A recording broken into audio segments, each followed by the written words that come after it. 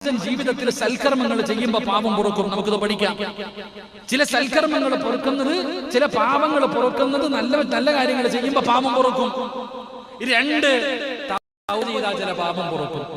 3 ചില പാപം പൊറുക്കണമെങ്കിൽ അത് അറഫയിലെ പൊറുക്കൂ എന്ന് നബി മുഹമ്മദ് മുസ്തഫ സല്ലല്ലാഹു അലൈഹി വസല്ലം തങ്ങൾ പറഞ്ഞു, ജീവിതത്തിൽ ചെയ്ത ചില പാപം പൊറുക്കണമെങ്കിൽ അവിടെ തന്നെ പോകണം. അള്ളാഹു പോകാൻ ഭാഗ്യം തരുമാറാകട്ടെ. കോടിക്കണക്കിന് ജനം പോയാലും ആ അറഫയിൽ ആളുകൊള്ളും. കാരണം ഉമ്മയുടെ ഗർഭാശയം വിശാലമാകുന്നത് പോലെ അറഫ അങ്ങ് വിശാലമാകുമെന്നാണ്. എന്റെ പ്രിയപ്പെട്ട സഹോദരങ്ങൾ, അപ്പൊ ഞാൻ പറഞ്ഞു വന്നത്, എന്റെ പ്രിയപ്പെട്ടവരെ, റസൂലുള്ളാഹി സ്വല്ലല്ലാഹു അലൈഹി വസല്ലം തങ്ങൾ പറഞ്ഞു, എന്റെ പ്രിയപ്പെട്ട സഹോദരങ്ങളെ, നരകത്തിന്റെ വിശാലതയെ കുറിച്ചാണ് പഠിപ്പിച്ചേ. അപ്പൊ ആ നരകത്തിലേക്ക് നമ്മൾ അടുക്കും, സ്വർഗത്തിൽ നിന്ന് അകലും. 4 അള്ളാഹുവിന്റെ പ്രവാചകൻ പറയുകയാണ്, തെറ്റ് ചെയ്യുന്നതിലൂടെ സ്വന്തം ശരീരത്തെ നശിപ്പിക്കുകയാണ്, നമ്മുടെ ശരീരത്തിനെ നമ്മളെ നശിപ്പിക്കുകയാണ്. വീടി വലിക്കുമ്പോ തന്നെ എഴുതി വെച്ചിട്ടുണ്ട്, ഇത് വലിക്കരുത്, ശരീരത്തിന് നല്ലതല്ല. ഏത് സാധനം കഴിക്കുമ്പോഴും എഴുതി വെച്ചിട്ടില്ലേ? ശംഭു ആവട്ടെ, തുളസി ആവട്ടെ, എന്തോ ആകട്ടെ, എന്തിലും എഴുതി വെച്ചിട്ടുണ്ട് ഇത് നല്ലതല്ല. എന്നാ അടിക്കുന്നതിൽ വല്ല കുറവുണ്ടോ? എല്ലാരും അടിക്കുക. എന്റെ പ്രിയപ്പെട്ട സഹോദരങ്ങളെ, ചിന്തിക്ക്. നമ്മുടെ ശരീരത്തിനെ നമ്മൾ നശിപ്പിക്കുന്നു.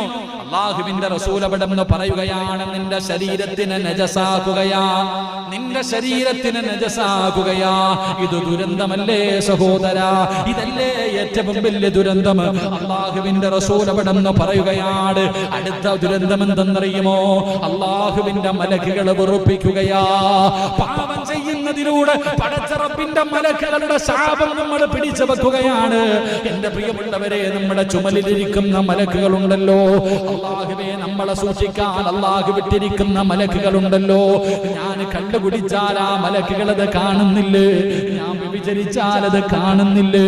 ഞാൻ പലിശ തിന്നാൽ അത് കാണുന്നില്ലേ?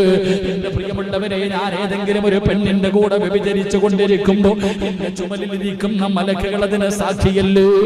ഞാൻ കള്ളു കുടിക്കുമ്പോ എന്റെ ചുമലിലിരിക്കുന്ന മലക്കുകൾ സാക്ഷിയല്ലേ?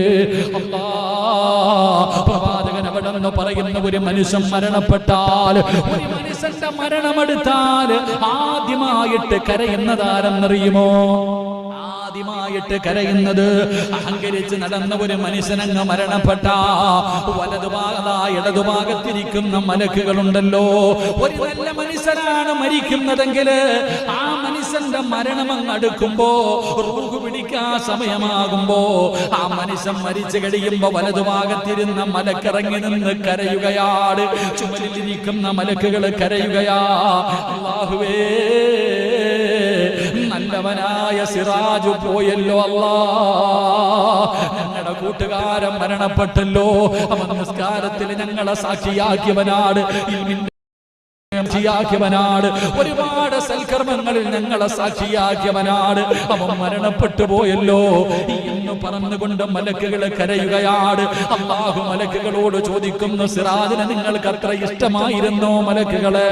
അവര് പറയുന്നു, റബ്ബേ, ഞങ്ങൾക്ക് ഇഷ്ടമായിരുന്നു തമ്പുരാന്, എങ്കിലും നിങ്ങൾ ഖിയാമത്ത് നാൾ വരെ ഈ ദുനിയാവിലിരുന്ന് ഇബാദത്ത് ചെയ്യ്.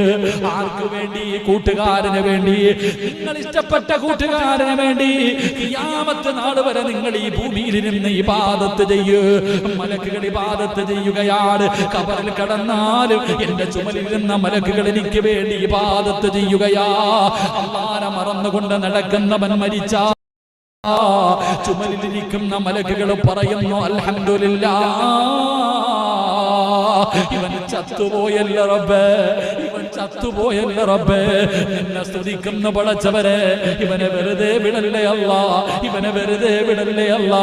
ഇവൻ കള്ള് ഷാപ്പിൽ ഞങ്ങളെ കൊണ്ടുപോയി പടച്ചവരെ, വ്യഭിചാരശാലയിൽ കൊണ്ടുപോയി പടച്ചവരെ, വൃത്തികെട്ട സ്ഥലങ്ങളിൽ കൊണ്ടുപോയി പടച്ചവരെ, ഞങ്ങളെ ഒരുപാട് പാപങ്ങളിൽ സാക്ഷിയാക്കിയവനാണല്ലാ.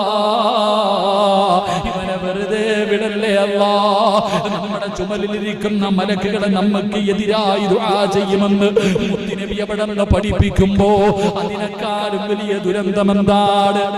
അതിനേക്കാളും വലിയ ദുരന്തം